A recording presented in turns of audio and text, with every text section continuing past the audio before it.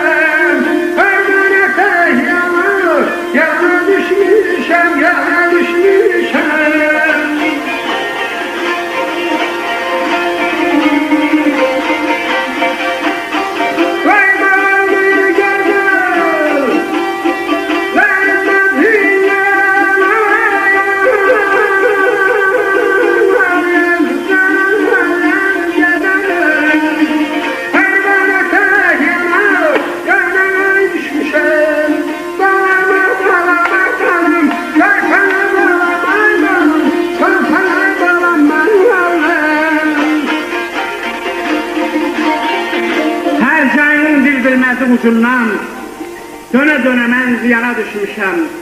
Doymaq olmaz gözəllərin bəhsindən pərvana tək yana düşmüşəm.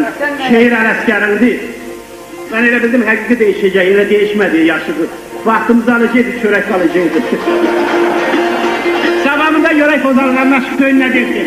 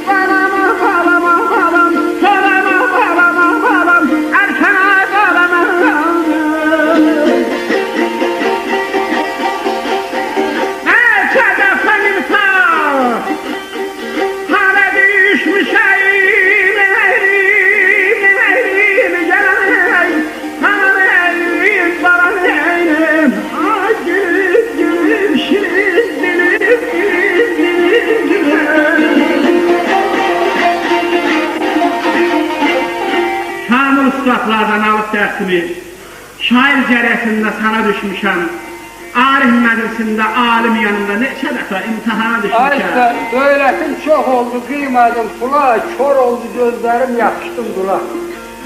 Ne ölür ne ikir canım kurtulan, mezun kimi diyavana düşmüşəm, sen ne yapıyorsun? Bir zaman əlimdə zilbən saz oldu, gözəllər mənimlə üzbə-üz oldu.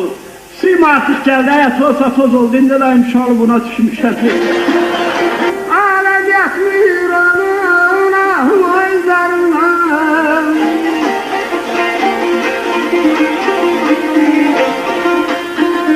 Boşasam qorxuram, oğlanlarımdan. Boşasam qorxuram, oğlanlarımdan. Başıya dindirəm, qana düşmüşəm. Ay balay, balay, balay, balay, balay.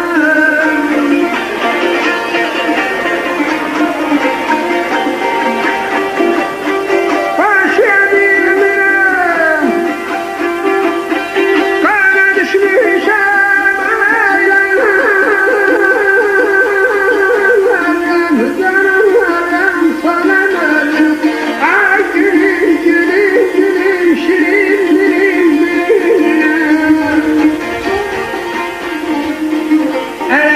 keçibdi ah üzərindən, aləm yatmır onun ah üzərindən. Boşasam qorxuram oğlanlarından, boşaya bilmirəm. Qana düşmüşəm, olmasan yürüməm səndən yaxşıdır. Qulaq, qulaq.